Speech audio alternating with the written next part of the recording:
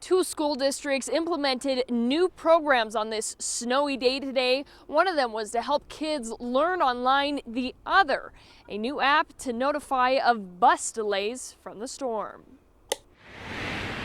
The snowstorm did not prevent most students across the state from going to school, all except for the 34,000 students with the Canyon School District. Today is really our first experience with a remote learning snow day. A program made possible by the pandemic. Schools, began distributing computing devices and hotspots to those students who needed them back in August. Had they kept their doors open, they say historically some schools would have seen 30% attendance. Snow days are still really rare. We've only had 3 in the last 12 years. Pivoting to remote instruction won't change that. Canyons was the only school district to announce going online for the day.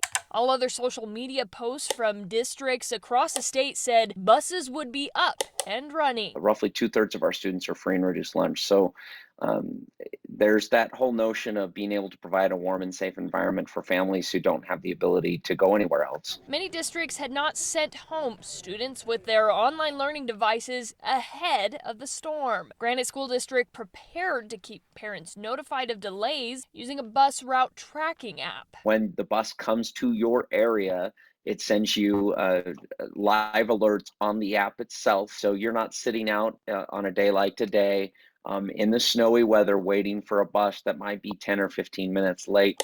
So far, roughly 1,000 of the 15,000 families using buses in the Granite School District have downloaded the app. But for both school districts, testing out their new programs on this snowy day has been fairly successful. Most of them will wrap up their studies in the afternoon, leaving them plenty of time for sledding and snowball fights and hot chocolate. Lots of factors went into deciding whether or not students would be sent to school today, but both school districts say they believe online learning could be the new snow days of the future. In Salt Lake City, Aaron Cox, Fox 13 News, Utah.